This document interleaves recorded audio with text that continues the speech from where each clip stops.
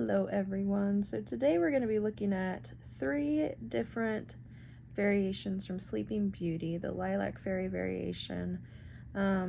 This variation is usually danced by very tall, leggy, long dancers, which I am not, but I have coached a lot of very tall, leggy dancers, and I've staged this a couple times. So let's take a look at this and see what we think. This first one is Eve.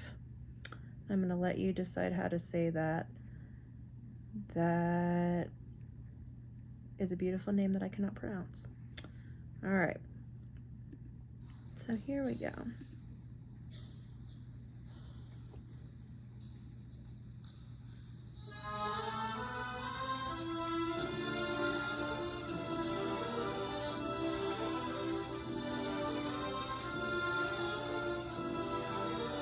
Yeah, so this arm is a little bit different than what I usually stage.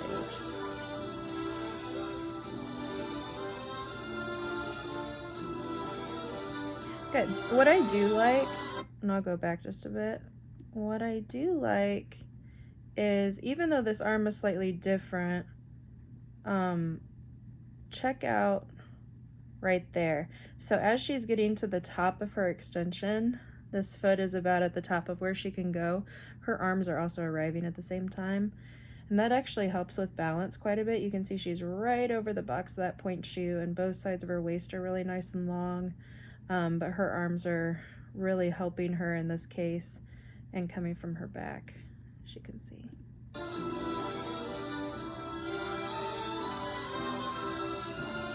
Boy, yeah, that part is really, really hard. So check out where she's stepping with this point shoe. This is tough. Right here, I'm gonna slow-mo it because this is tough. Okay, 0.5, here we go. And watch this. Whee! She has to step so far back, so her foot was like right about here, and you've got to pique back and get your pelvis over that big toe. See that? That foot's nice and winged, and we're not stepping on the pinky toe of that shoe, because or else we're gonna roll right over, right? So she's getting her pelvis over that big toe and second toe as quickly as she can, so that she doesn't undershoot that, and then it won't go very well, right? So you actually have to take our whole body with us whenever we pique back that far. Let's check that out one more time. And we pique, we. Yeah. All right. I'll turn that playback speed off. All right.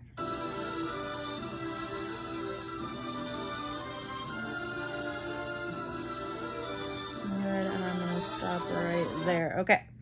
So her foot, technically, now live performance doesn't always go how we want, but that heel should be actually right about there instead of back there. She's very turned out to the corner proper rather than a little bit more open to the audience so that that heel can be shown. We want to see the whole profile of that foot.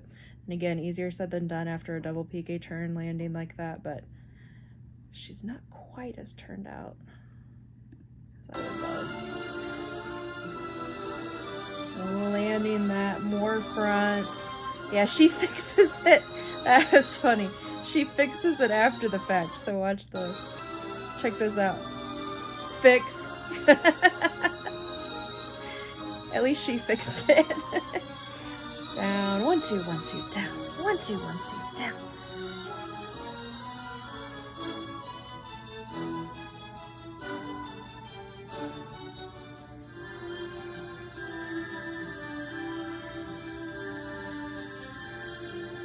Yeah, and that's almost like a Combray side out of a pirouette, which is so difficult.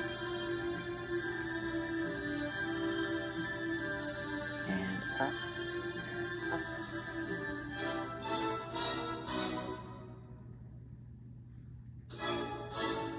Wow, that was a nice turn. Let's watch that again.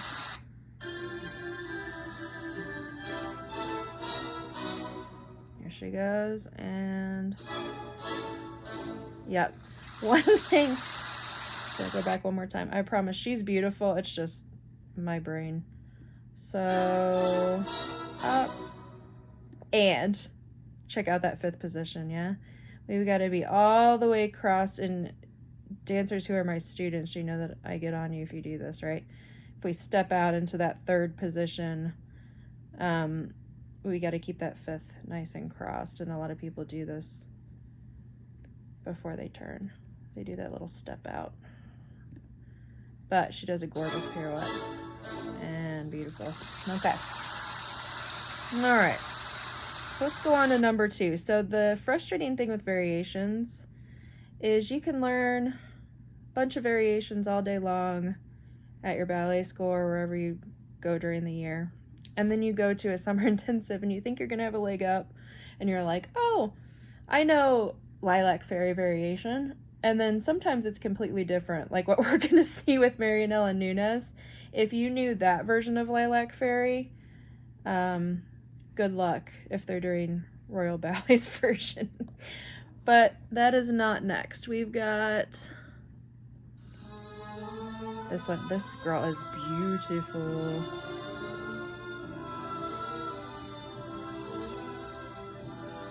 And listen to how slow, right?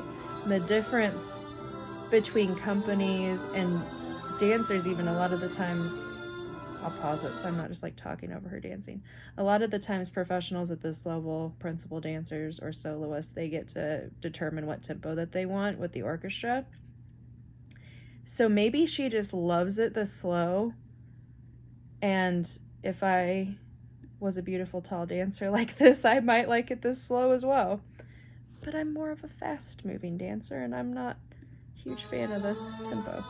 Okay, and up and around. Yep, that's the arm that I stage right there, that up and around with that left arm. You can watch it, and up and around. It does the same thing as the leg. I think that makes a little bit more sense. And up and around. That's beautiful, my goodness. Let's go back and see. Woo! So pretty. Up.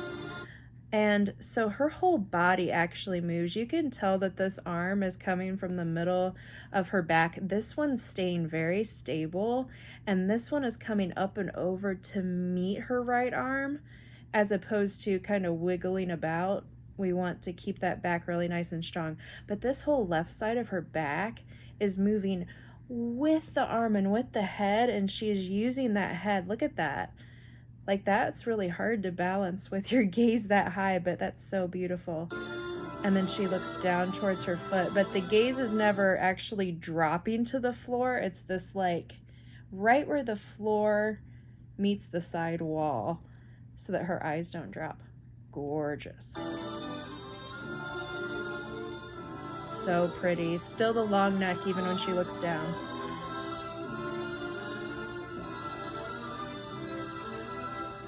Nice. Bam. Look at that. You can see that whole profile of that foot. That's beautiful. And look how much she's reaching from the back. You can tell that she's got like a wingspan, right? So her arms aren't just two separate limbs. They're actually working together as part of her back, nice and long. So pretty. You can tell I really like this dancer. Good.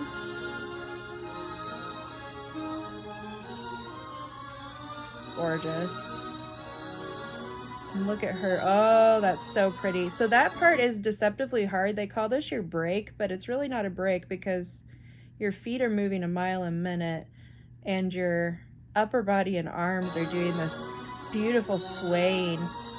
But again, she's just got such a gorgeous presence with her upper body. Wow, look at that split too. Yes. 5th and 5th. Now watch this. Let's see if she hits that 5th. Yes, she does before her turn. Side. She really looks really far side for that. So everything is exaggerated, right, dancers? So even... Good. I can't talk and watch her at the same time. It's so good. So everything's exaggerated because whenever we're on stage, surely wherever they're doing this is a giant stage and we've got people sitting so far back and up in balconies and everything like that, right? So in order for them to see what you're doing, it can't just be a little look to the side, right? It has to be such a huge lean, and it's going to feel dramatic and silly, but it's going to look exactly right once it translates. Because she doesn't look silly, does she? She looks beautiful. All right. Now, you get to see the Royal Ballet version. And who was that? Who was this dancer? She was so good. With Bolshoi. What is her name? It doesn't say her name. Literally does not say her name. Okay. Well, I'd love to know who that dancer is, if anybody knows. All right. Now we have the Royal Ballet version, which is just very mean. But Marianela Nunes is beautiful.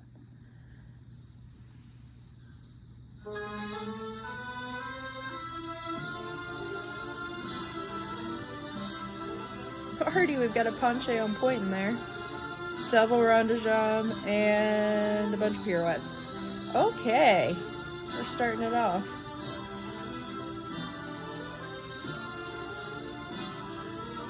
All right, let's pause. Okay, that was 4 pirouettes.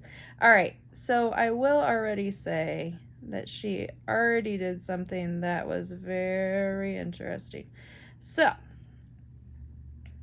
let's slow her down. And okay, there she is. So dancers, we have a gorgeous, not 180 degree penché, right? So even for Marianela Nunes, sometimes if you're on point and in the center, you don't get that leg all the way up to 180, and that's okay, right? So her back does not drop all the way down, right? So even whenever we're at the bar and I say don't drop your back all the way down here, right? Look how high up her back is because her leg isn't all the way up there, right? So her back only drops as far as that leg goes up, and you can see right here, her back is really working right there, yeah? And she was reaching really far forward and getting that pelvis really far forward, see? Her pelvis is very tipped, but her back is reaching up. It's beautiful. You'll notice that this is similar to the Bolshoi version and the other version that we watched, which I'm not sure. I'll have to look back on what that was. But she does 3 fast C-sews instead of the 1 small one split C-sew. And she turns from 4th, which actually on one of the ladies that I staged it on, she did turn from 4th better, so we just did that instead of turning from 5th.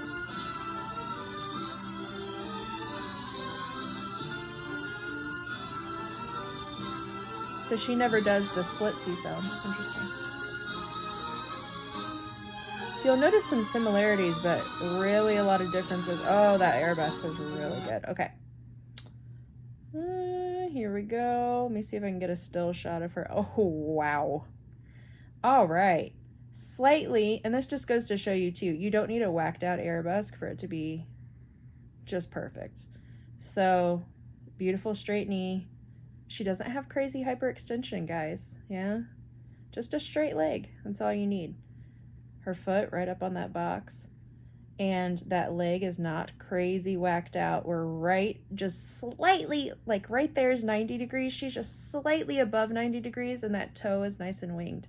Look at that back. Look at the definition in her back. She gets that from the way that she uses her arms, right? So all of that, how toned she is in her back, it's all just from how she holds herself and holds her arms. Because if we start using our arms from the middle of our back like this, it almost looks like a swimmer's back. It's beautiful. So look at that, and look how connected. You can see the connection from the leg, the back, all the way up into that arm. So beautiful, and long neck. Perfect position. Okay.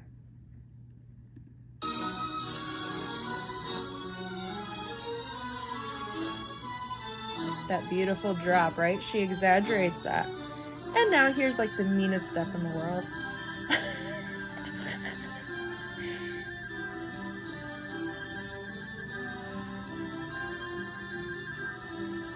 And yes, I did have to do this once in a variations class. Don't ask me why, because I never planned to dance for the Royal Ballet. Okay, so up and around. Yep, let's watch this in slow-mo. Because, like, this is really helpful for Italian fouettes too, all of this. Even though it's kind of a weird Italian fouette, it is helpful to watch this. So, -5. Here we go. Let's watch how she goes up and around. So, beautiful, plie, up and around, plie, brush back, up and around, plie. So all of that is completely her bottom leg turning out. Watch this. And it turns out, she manually does that with her muscles. Turns out, it's the first thing to go, and the body just follows that turnout. And she's also not letting go of her back at all. Up and around. She's making sure that her body is turning right with that leg. It's so pretty. And then she goes, ensemble, turn, land. And she doesn't land on her knee like all the other ones. She lands standing up. Okie dokie, dancers. I hope that that helped you. And if you ever have to do Lilac Fairy Variation or anything like it, maybe that was helpful. All right, we'll see you next time for another ballet breakdown. Thanks. Bye-bye.